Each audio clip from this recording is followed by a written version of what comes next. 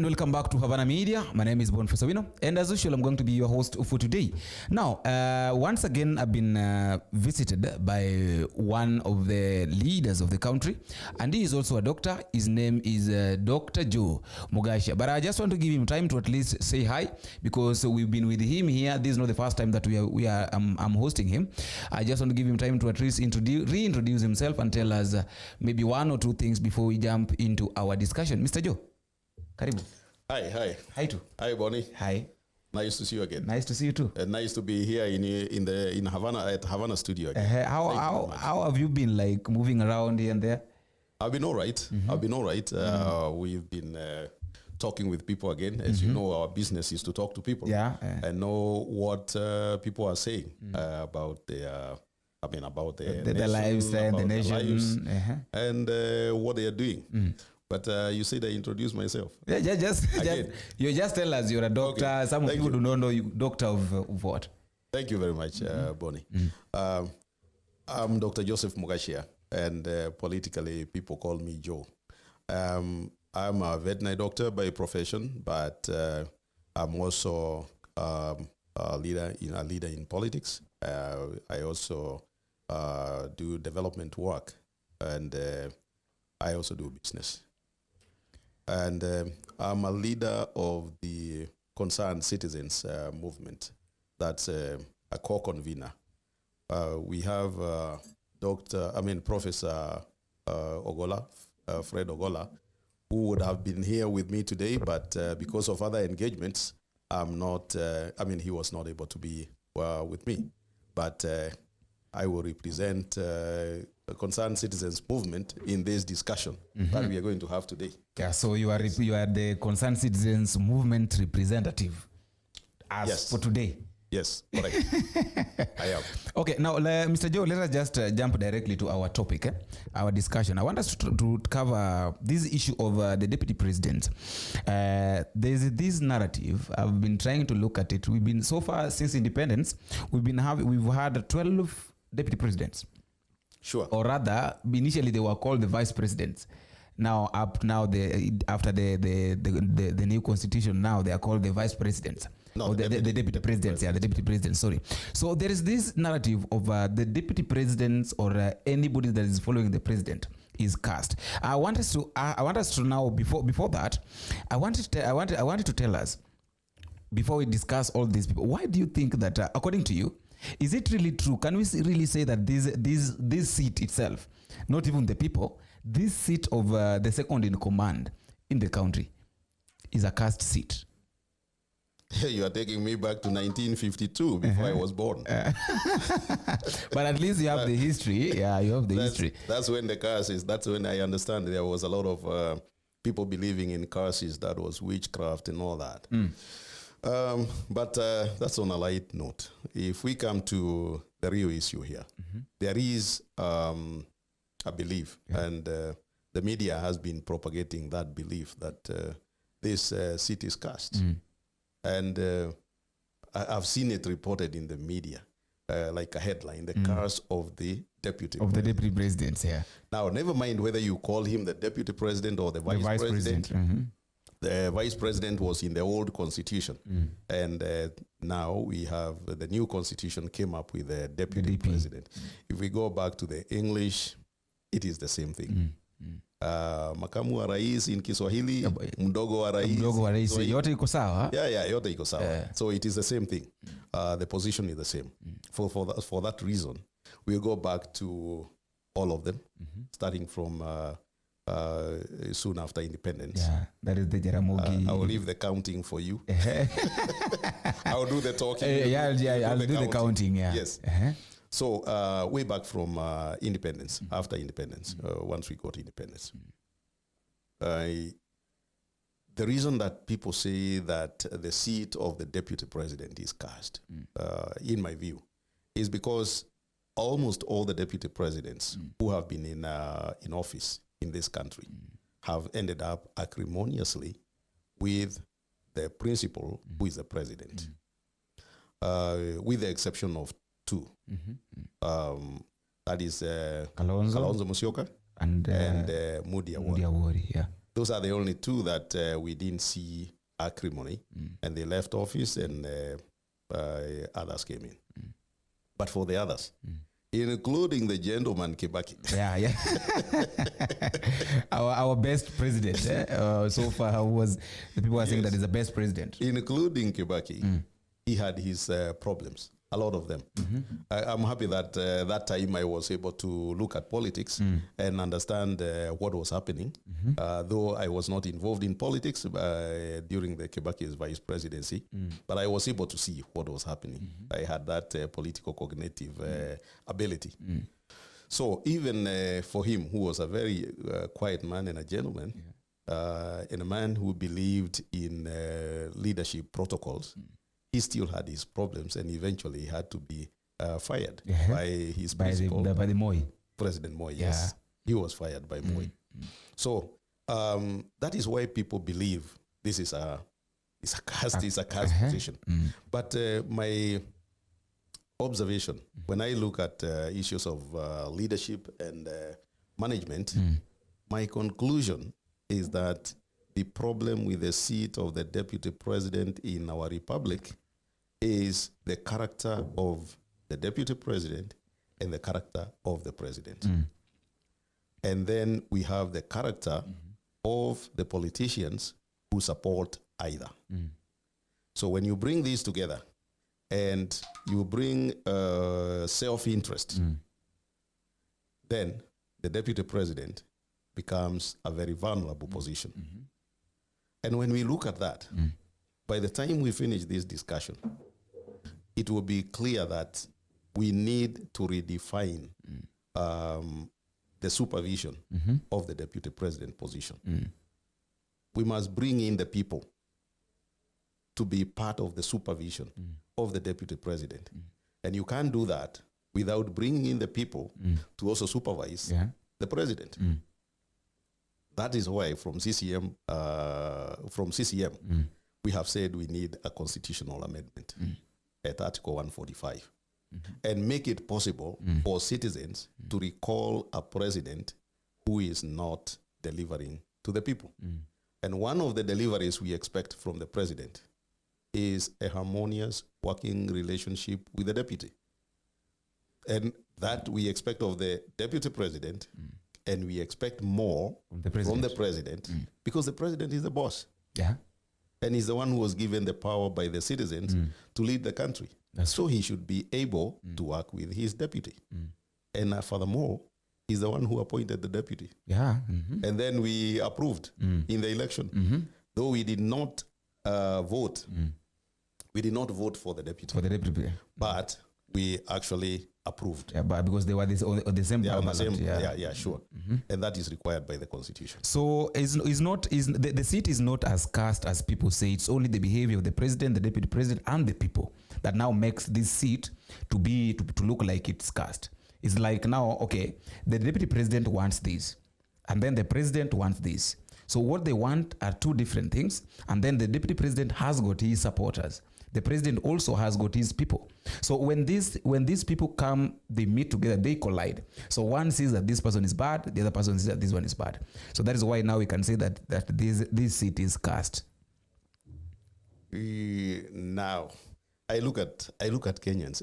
Kenyans, we are very, very fond of excuses. You get an accident, you say, Mungu alikuwa anajua. God knew I was going to have an accident. But you didn't check the water in your car in the morning. So the vehicle has overheated, it has stalled on the road, and the guy behind you has knocked you. But you don't see your mistake. You don't see your error. You see some superior power. So when we come back to this thing of curse, there is no curse in the seat of the deputy president. What there is a people who do not want to follow the law. People want to be better than others. People who want to take advantage. I would look at taking advantage. So you have a deputy president who comes in, and tomorrow he wants to start campaigning to be president. And that is 5 years away. If you look at the possibility of a re-election of the president, it is 10 years away. 10 years away, So when the deputy president starts mobilizing people and saying, okay, I want to be the president, when this one leaves, that is not leadership. It is not proper leadership. Secondly, you do not expect the president to sit and wait for the deputy to campaign. And I'm not talking about the immediate former deputy. I'm talking about all of them. I'm talking about the deputies. The deputies, So once that happens, the president will feel that they are insecure, and they will start fighting the deputy president. Then the president's people, the supporters, everybody has supporters. Put me in there and I'll come with supporters. You'll come with because supporters. You cannot have no supporters. So the president's supporters are also going to start seeing the president is being undermined. And therefore, what do? If you want to kill a dog, you give it a bad name. So we see people running on the countryside telling us how bad the deputy is. And the next thing, the deputy, in the old constitution, the deputy would be fired. In today's constitution, the deputy will be impeached. Now, go to the president. The president may want to do some things that the deputy does not want. And that will mostly be that they are not constitutional, they are not legal. And when the deputy questions, then the president comes with a hammer. It becomes a problem again. It becomes a problem. So this kind of thing, we have to ensure that we actually, as citizens of this country, we have to ensure that we we amend our constitution and have a provision that where the people are looking at the presidency, if he's not working, we recall the president. If the president cannot make it work, we recall him or her. And then we give another one will be appointed. We give another person that opportunity also to serve. We will elect another one. Now, Mr. Joe, I want us now to get so that at least people can understand that what has happened to our former deputy president. Because everywhere now when you search is called former. I want you to make people understand that what has happened to Rigathi Gachagua, Honorable Rigathi Gachagua, has not only happened to him. It has not started with him. It started a long time ago. And we'll start with Jaramogi Oginga Odinga. That is back in 1964 to 1966, whereby he served for 2 years and then resigned. That's interesting. It's good to walk that history a bit first, and then we look at the recent deputy president. The occurrences, But we can look at our deputy presidents in three phases, three stages. We have the immediate, immediately after independence. Where we had Jaramogi. We had Jaramogi Oginga Odinga. We have got Mulumbi. Mulumbi, we'll not count him there. Let's not count him there because Jaramogi takes the seat of the immediate. Of the immediate, Then we come to those who came and served under the old constitution. That is up to 2010. Up to 2010. And then after. We have after 2010. That way we'll be able to see. Okay. So let's look at Jaramogi. Jaramogi and Mzee Kenyatta. They were both freedom fighters. And they fought for our freedom. And you recall from history, Jaramogi declined the offer to become the Prime Minister of Kenya in place of Kenyatta. And he is recorded to have insisted that Jomo was the choice of Kenyans. So you can see these people are very close and they understood each other. Finding someone who is offering seat to another person. Correct. And they were patriotic people. If it was today, I don't think it would happen. I don't know. Then when they got in, when we got independence, and the two of them were their president and vice president, there were disagreements. Some of them based on agreements on how they were going to run the country, starting with the issue of serving the citizens. And Jaramogi was of the opinion that the people. I mean, Kenyatta was going on the side of rewarding the people who are in leadership. But that was the smaller part. Then there came the issue of political ideological differences. When you look at Jaramogi, he leaned more to the communism, to communism. And the leader of communism that time was Russia. And you will, if you look at the records, you'll see that Russia supported Jaramogi heavily with scholarships, and even the Kisumu General Hospital, the Kisumu Hospital, it was built. In fact, it was called the Russian Hospital for quite some time. Now that, and then when you go to Kenyatta, Kenyatta went to the side of capitalism, and the leader of capitalism, up to date, is the United States. Yeah. So there was that ideological difference, and then again you realize that after Jaramogi was taking the Jaramogi was taking people to Russia, the Americans through Tom Mboya, they took people to Kenyatta took people to the US through Tom Mboya. And then that rift now came in as a rift between two world powers that impacted on our own governance. And it led to irreconcilable differences between the two, and Jaramogi resigned. And then the next vice president, that is Mulumbi, was appointed. Who just served for 1 year? Yeah, Mulumbi served for 1 year. We are told he did that. He resigned because of illness, bad health. I don't know, because ill health is a personal issue. But then we know that in politics and leadership, there are a lot of things that we never get to know. And one of the culprits who is blamed a lot is ill health. You will everywhere. You will remember in 2007 when we had the post-election violence, and Kofi Annan was supposed to come and start the mediation process. We were told he had a flu. We were laughing and saying that's a diplomatic flu. There's a diplomatic flu. Yeah, everybody said that. But he didn't come. He was said to be unwell. So health is something that is normally used, and is because it's one, it is personal, and secondly, it is difficult to prove. So we normally take it at face value, and we say, okay, we'll move when you're well. Yeah. So that was Mulumbi. He was off the scene, and we move on to our mzee, that is Daniel. By that time he was a kijana. Yeah, by that time he was a kijana. Yes, we came to Mzee Moi, who served as a deputy president, as vice president for 11 years. Yes, the longest serving. Yeah. The deputy or vice president. Vice president. Yes. And also the long-serving president. Yes. Yeah. 24 years. For 24 years.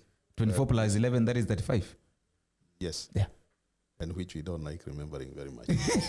But anyway, we'll remember. Yeah, it's a history thing, so we have to remember it. Yeah, we'll remember the Gabions. And we'll remember Maziwa Nyayo. Yeah, the Nyayo. But when it comes to the economy, that is where we draw the line. Correct. Yeah. Okay. So we came to Moi. And again, Moi and Jomo, they were also friends, and they continued. They worked. Apparently, it looked very nice. It looked like a very good match.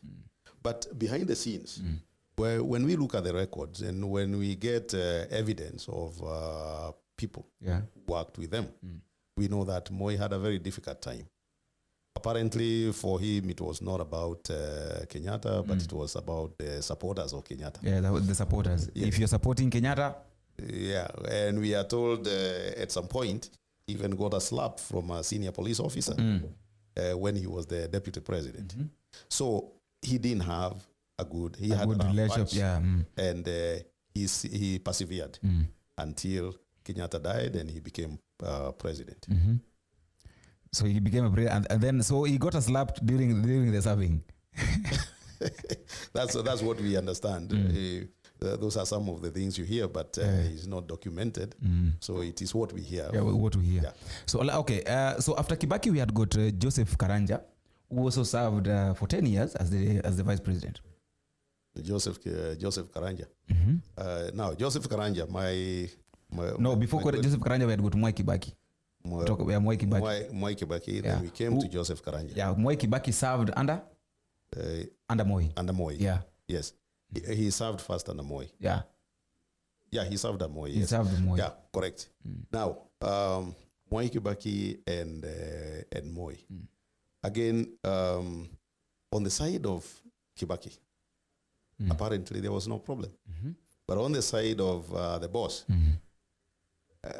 from the stories that we get and from documentations, then we find that there was a lot of problems. And that is why it was removed in office in 1988.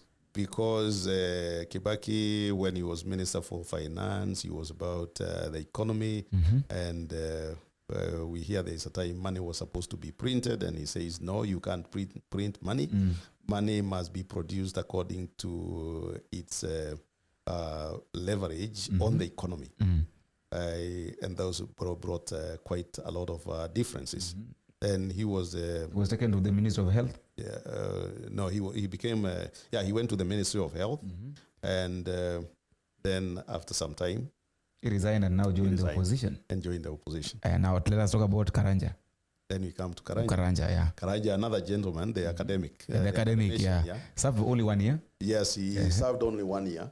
For those who will remember, Karanja came in as a gentleman, and one of the distinguishing things about Karanja is that he always came with his wife. He carried his wife, always. Yes, he carried his wife. But it is good to work with your wife. Be proud of your wife, though. Yeah, it is. But unfortunately, you recall that Moi never was used to work. Yeah, by then, even Kibaki never used to work with until now things were tough. Yeah. But for Moi, we know that his wife was always in Kabarak. Never showed up. Never had time to show up in any event and all that. Correct. So he did not move around with his wife in state functions and all that. So Karanja started getting a bad name and being said he's trying to show off as the gentleman. And eventually he was fired and he was out. Karanja was fired. Yes. Then after being fired, we had got George Saitoti. We now came to George Saitoti. Yeah, who was also removed from office. Now he was also another gentleman, but you recall that he's one who was claimed to have ambitions of becoming president. Yeah. Now that is where the problem started. Correct.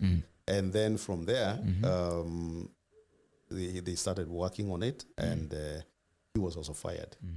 And if you recall, at some point, he even said he had been poisoned. Yeah, but they said he had been poisoned in office. Yeah, correct.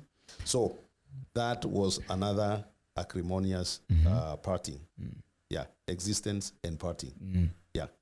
And then so after that, we had got to Musalia Mudavadi. Musalia Mudavadi, we would not say that he had a smooth time. Neither would we say he had a rough time. Yeah. Because he had only 2 months. He had about 2 months. 2 months, yeah. And secondly, Musalia Mudavadi has a relationship with Moi.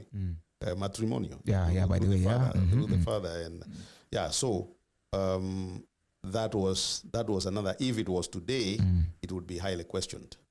But the thing is, to be fair to Musalia, he was there for too short a time, even for anything to manifest. Yeah. So let me ask this, Mr. Joe. Between George Saitoti and Musalia Mudavadi, George Saitoti left office in 1997. Yeah. Right? Yes. So after 1997, we had got Musalia Mudavadi. Yes. Who served for only 2 months. Yeah. What happened in between here? Okay. That was a very interesting time. I recall Moi saying we can stay without a vice president. So for a long time, there was no deputy president. The president did not appoint a deputy president. For almost 5 years. Yeah. And you see, during that time, it was the prerogative of the president to appoint a deputy president. Yeah. Today, if you look at the constitution, it says within 14 days, the president must nominate. And when there is a vacancy, the president must nominate a deputy president. A proposal for a deputy president. And then after that, within 60 days, Parliament must debate, approve or reject the nominee. So there is now constitutional or legal requirement that that position cannot remain without a holder. Yeah, so that is really what happened. And that incident is one of the reasons that informed the drafters of the constitution to come in and put the timeline. Yes. So after Musalia Mudavadi, now we went now to, because this thing still it is still in Western. Musalia Mudavadi, after Musalia Mudavadi went to Wamalwa Kijana, who also I think who died in the office. Correct. Yeah, that is in 2000. He didn't spend a lot of time in office. Yeah. That was in 2002. That's when he became deputy president with Kibaki. Yeah, with Kibaki, yeah. Again, these are people who had very good rapport. And for Wamalwa, again, we cannot score the relationship because it was very short. The occupation of the office was very short. But suffice it to say that the two gentlemen, and we would have expected a very cordial relationship, and both work and personal would have expected. And again, you will recall that a lot of people had said that Wamalwa was better suited to be, that is Kijana Wamalwa. He was better suited to be president than Kibaki, because Kibaki was coming in and there were Kikuyus before. There was a Kikuyu before. So there was that need of reshuffling, maybe exchange of power. Yeah. But again, the gentleman that Wamalwa was, he declined.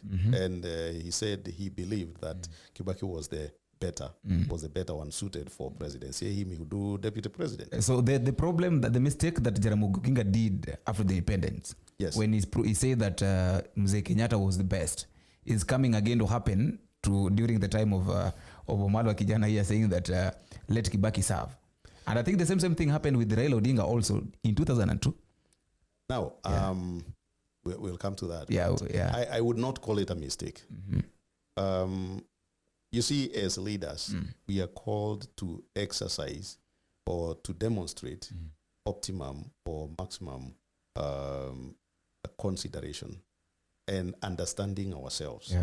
So that you don't make me a leader today and I know I can't deliver, and for sure I know I can't deliver. And then I take the position and tomorrow I mess up the country. So I would call these people gentlemen and I would call them good leaders. Those who step back and say, I do not feel I'm the best. We have the best with us. So we pass on. And I wish more Kenyans would take that approach. And then we would have a better country. Yeah. So let us wrap up this the vice president during the old constitution, and then we come back. We had Gotumuli Awori, who also served for 5 years. Better off because he finished the term, the 5 years term. Moody Awori, that was another gentleman, and some people used to call him Grandpa President. A Grandpa's President. Yes. And you recall he was superior in age to Kibaki. He was also a businessman and had been a legislator. But they had good relationship with Kibaki. They had good relationship with Kibaki, and that is one area where we do not know any time where you had them quarreling in public. If they quarreled, it would have been very privately. But what we don't know, we can't talk about it. But the two of them had a very good relationship. And after Kibaki's first term, then he relinquished. He didn't go another term. Yes. Now let us now talk about, now we are during after the coalition government had been formed. Now we are bringing now Kalonzo Musyoka. Correct. Who is coming in now as the vice president, serving under the new constitution. I think now where the new constitution is being formed, and he served for Kalonzo Musyoka served for 5 years, and then he also left office during after the election. Kalonzo Musyoka did not serve in the new constitution. Yeah, he started in the old. He served in the old. Yeah, that is from 2008 and then to 2013. Yeah, because when it came to 2010, that was a transition. Yeah. The real, if we look at the deputy presidents who served in the new constitution, We only have two. we'll look at the ones who served now, up to 2013, because these are the ones who are just completing the transition period. But all the same, the constitution had been promulgated. It has been adopted. Yeah. And it was in action. Though not fully. It was in operation, but not fully. Now, Kalonzo, was another gentleman, and for him, he was there. But we still would hear some. 1, 2, 3. Some 1, 2, 3. This is not good, but it was fairly okay. But again, that I attribute it a lot to Kalonzo's character as a gentleman.